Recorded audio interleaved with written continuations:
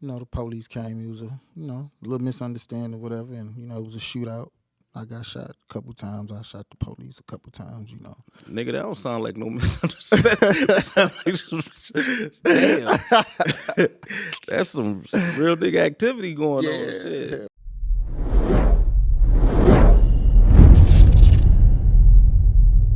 What's up, y'all? It's your boy Ron P back with another interview. Got a special guest in the building. If y'all don't know who this is my partner right here, GetEmGlamour. Yeah. Now, for a lot of people who don't know, this man right here is the brother of a brother from another that I fuck with, Smoke Skywalker. This is Smoke Skywalker's brother right here. So, yeah, this is epic. This is epic. I've been wanting to link and have a conversation with you for a minute. You got a lot in the works. Main thing right now you got that just dropped is drip rap. I listened to the project. Now, I'm a very honest person. I'm never a yes man, and I tell people that all the time. Like, yo, I owe you nothing to rock with your music. If I do, I do. I don't. I really rock with the project, and I'm gonna tell you why. Appreciate that. It's different. It's different. It's not like the rap because I feel like a lot of rap that's out just motherfuckers be just saying any and everything. Like when I was listening to you, like because I actually listened, it sounded like you putting like real life situations in these songs, and you know what I'm saying, like real. So would you say like your life experiences inspired you to do these records for the drip rap? Yeah, every song. Every song. Every song. What's your favorite song on the project? My favorite song is "Gotta Get This Money." Okay, self-explanatory. Yeah. It's two of them on there that I'm really rocking with. The first one funny as hell. I already know what you're finna say. Go ahead. Exit. He said you talk about if your mama, but it's real though. If your mama ain't laying down and laying down with you and cuddling you, and why are you listening to them? You know what I'm saying? That one I like it because it's funny, but it's a good song. So check out Exit on there. And then the other one that I've really been rocking with is Woke Up in Christian. Right. Explain that. Okay, look. Woke Up in Christian, right? I'm attached to that. You know what I'm saying? Like Christian New York was like, everybody who know me for real know that I've been rocking that shit. You know what I'm saying? I've been wearing Christian. You've been putting that shit on quite some time. You know what I'm saying? Right. In the early 2000s or whatever. You know what I'm saying? I was putting that shit on, but like I was sitting in prison or whatever at level 1. I'm like, man, I just need one. I need one. You know what I'm saying? I need one that like not just Saginaw can fuck with, like Flint, Detroit, Muskegon, Kalamazoo, just that Michigan can relate to. So I say, you know what, I got one. Right. So I wrote it in like 2021. Oh, okay. So that's an older song. Yeah, that's old. So yeah. See, that's crazy because it sounds like a today type song. You know what I'm saying? Right. Like it don't have that old sound. Now, one thing I did notice about the whole project and just listening to some of your music prior, you got a Saginaw flow, but like on this drip rap album, you got a Saginaw flow, but it sounds like a Detroit production. Was that intentional or? My producer is like a young Russian, little 19-year-old Russian guy. Okay. And he way over there, you know what I'm saying? So that's who did like 70% of the project. Real? That's who produced 70% of the project. Now Fresh Rich, he did Woke Up in Christian, Feeling Myself. Okay, yeah, shout out to Fresh. Yeah, Fresh Rich, he did those two. And my man from Houston, shout out to Baby Crazy. Little young guy, he went crazy on the beats or whatever. But no, it wasn't intentional. Just lined up that way. Yeah, just lined up that way. That's a good look though, because Detroit popping. I listen to a lot of Detroit music, so I listen to all that. So like, yeah, that's good. I'm glad it's like that. Good. I hope everybody else feel like that, because that's what's popping. Right, shouts out to Detroit. Most definitely. But so let's talk about you, man. You from Saginaw, right? Born and raised. Afghanistan, yeah.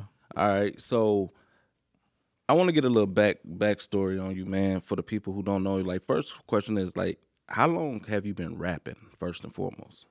Man, Man, I've been rapping since I was 11. 11. Yeah. When I wrote did my first rhyme when I was 11. I wrote it off the Ghetto Boys' Mind Playing Tricks on me. Classic. That's my first 12. You know.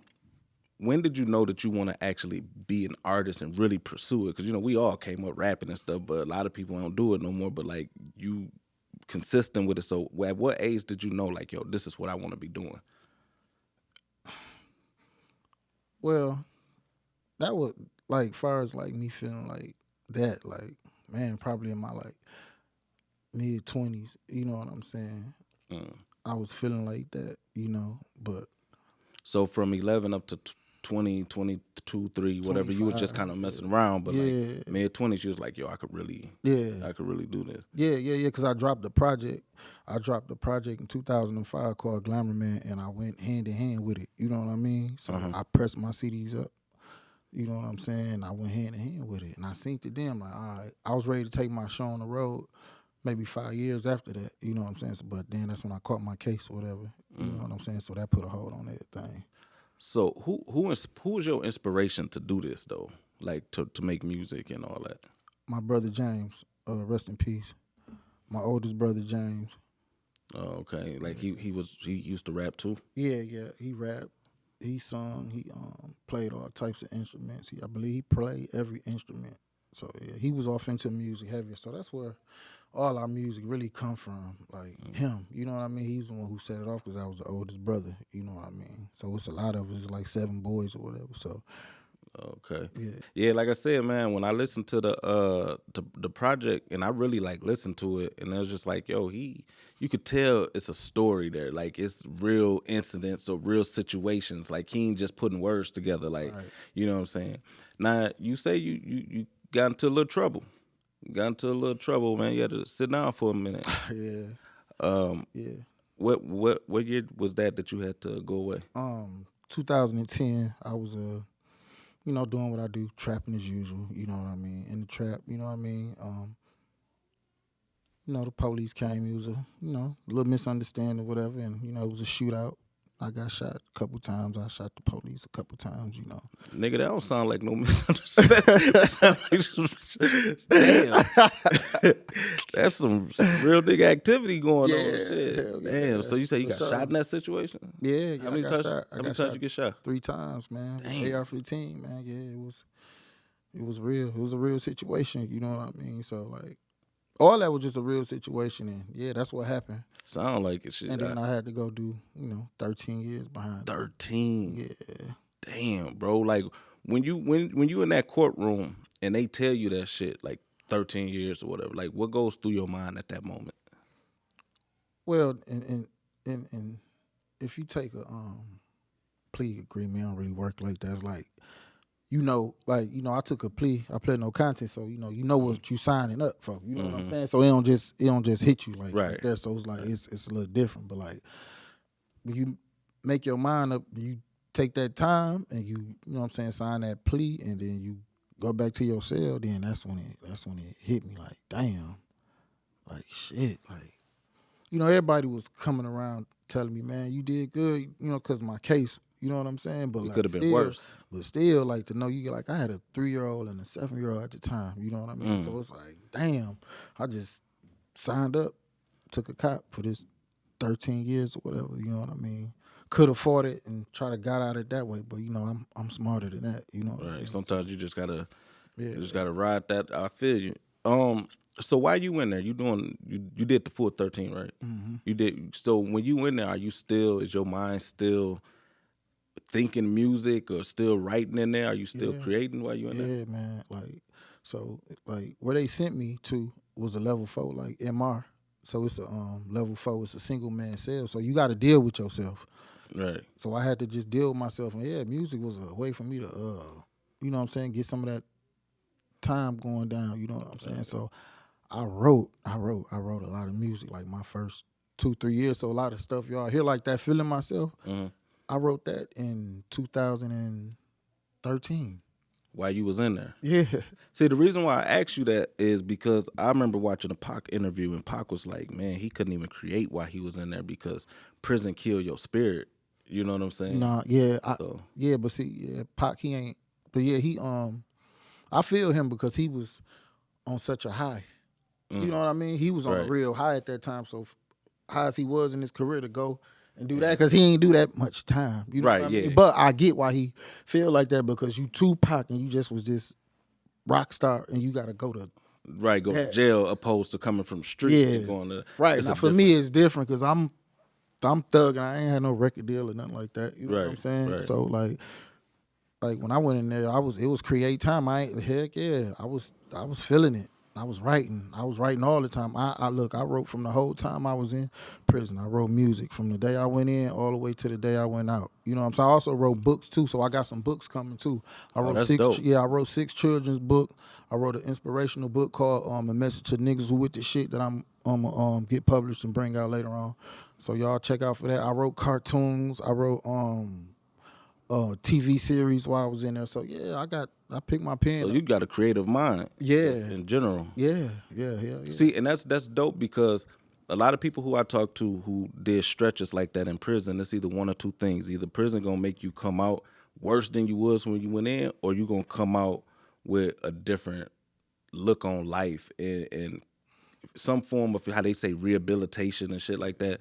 Like, so do you feel like going to prison actually helped you to be where you at now? Because you could have been on the streets for them 13 years, and ain't no telling what you could have got into.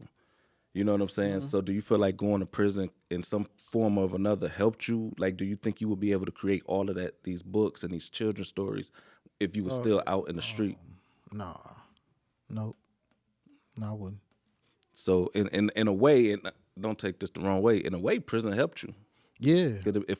Prison forces you to sit down with yourself. Yeah, I needed it. Yeah.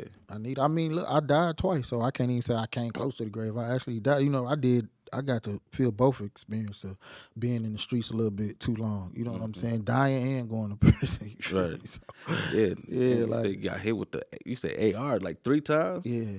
Dang, where you get hit at? In my chest, my arm, and my leg.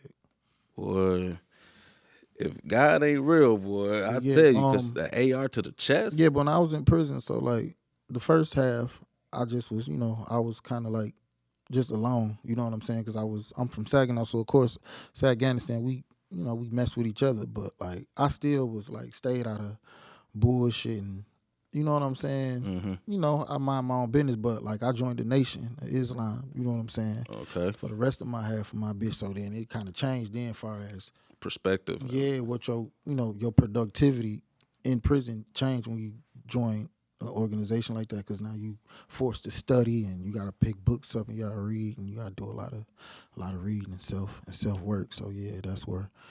Yeah, see, that's what I'm saying. Like, because being out on the street, it's too much to go on to be trying to sit down and read and educate yourself. So going to prison, like I said, force you to. So that's good that you was able to do all of these creative things while you were still in there and then come out. Now let's talk about when you get out. What is life like from the time you went in to you stepping back on the streets? What was that like? Like, how different was that? Oh, well, how different was it? What, like when you got out of prison? Oh yeah. It was, man. It's a flip. I was just thinking about that today. That's crazy. You asked me. Is it a culture shock? Yeah, for the youth, you know what I mean? Like, yeah, just how the youth scrambled up. Like that was kind of like the biggest culture shock for me. Like the children, like the youth is just screwed up. You know what I mean? Yeah. It ain't no structure no more. Like how it's just like the wild, wild west. Like everybody just running wild and you know what I'm saying? So you get out. What year you get out? I got out in 23. 23. Yep, last year. Oh, November. You fresh home. Yeah. Fresh home, touching the shit. So when do you decide to just jump back into the music after you get out? Yeah, Fresh, my little bro Fresh had turned me on to this little artist named Lil Soda, whatever. Okay. And I want to write for him or whatever. So. Oh, okay. So you did some writing for him. I started writing some songs for Lil Soda, and then I did the Fresh Talk with Lil Bro. Okay. So he turned me up a little bit. So I'm like, you know what? After that happened, that kind of forced me to just go I had to go in. You know, I had a lot of stuff I was wanted to do anyway, but you know, you always got that hesitant. Because Right. there be so much going on once you free from prison. You be having to get so much together. It's like, Right. you know what I mean? Then a lot of stuff was happening. A lot of bullshit was happening. You know what I'm saying? Fresh out, a lot of bullshit was happening. So it was like I was just able to go to the studio to clear my mind and, you know, do some songs. It's like therapy anyway. So Yeah. I was forced to go to the studio because I wasn't, you know what I'm saying? I was in the crib. I wasn't doing nothing. I wasn't going nowhere. So that was my way to get out the house or whatever. So Right. we got it rocking just like that.